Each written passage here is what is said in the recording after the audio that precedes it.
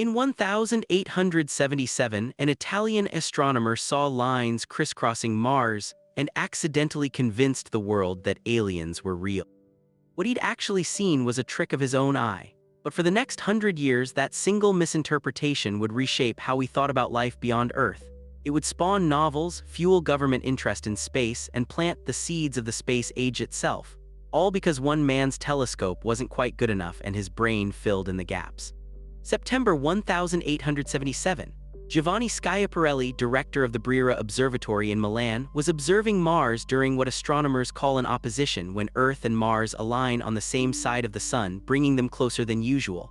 His telescope that night was decent for the era, not exceptional, just decent. What Schiaparelli saw through the eyepiece were dark lines, thin, geometric, crisscrossing the Martian surface. He called them canali. In Italian, that simply means channels, a neutral word, a geographic description. But when his observations reached English-speaking astronomers, canali became something else entirely: canals. And there's the problem: channels form naturally. Canals are built by someone or something. That single-word choice, a translation accident, planted an idea in humanity's collective mind. What if Mars wasn't dead? What if someone lived there? Schiaparelli himself wasn't making wild claims. He was a careful observer, documenting what he believed he'd seen. But he couldn't explain what the canals were. That ambiguity, that gap between observation and understanding, would consume the next 100 years. Then, in 1894, an American astronomer named Percival Lowell built himself an observatory in Flagstaff, Arizona. Lowell was wealthy, obsessive, and convinced that Schiaparelli had found something real. He pointed his telescopes at Mars and saw what he wanted to see: a planet-spanning irrigation network, evidence of an advanced civilization fighting to survive on a dying world. Lowell didn't just observe, he published, he lectured. He drew detailed maps showing hundreds of canals in geometric patterns so perfect they couldn't possibly be natural. His books reached millions. Newspapers picked up the story: Mars inhabited by a race of engineers, the headlines screamed. What Lowell couldn't see, what nobody knew yet, was that atmospheric distortion, combined with the limitations of telescopes and the human brain's pattern recognition instinct, creates optical illusions. Your eye sees a blurry, dancing image. Your mind connects the dots. You see what you expect to see, not what's actually there.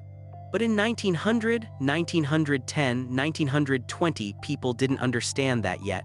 What they understood was that Mars might be alive. And if Mars was alive, the universe wasn't silent. We weren't alone. That realization shifted something fundamental in human consciousness.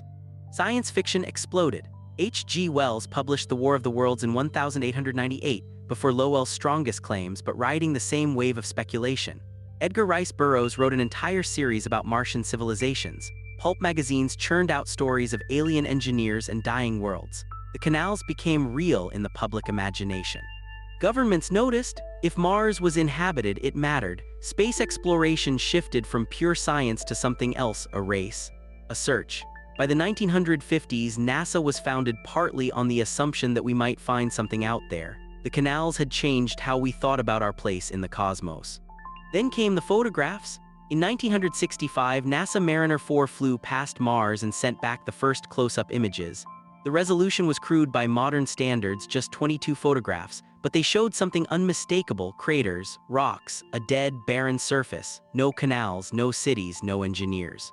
The hoax collapsed overnight, not because anyone had lied. Schiaparelli and Lowell had both believed what they saw. They'd been victims of their own equipment and their own expectations. The human eye, looking through a telescope at a dancing, blurry image of a distant world, had written a story that the world had been desperate to believe. But here's the strange part. The canals hoax didn't kill space exploration. It accelerated it. The belief that Mars might harbor life, that belief shaped the entire trajectory of the space age.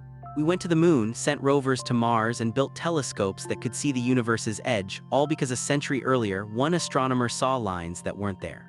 The canals taught us something humbling. The greatest obstacle to understanding the universe isn't a lack of data. It's the gap between what we see and what we believe. Our brains are pattern-matching machines. They fill gaps. They connect dots. They see what they're primed to see.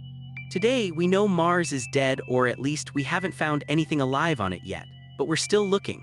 We're still searching for signs of life beyond Earth. The canals were wrong, but the impulse that created them, the need to know if we're alone, that impulse is as strong now as it was in 1877.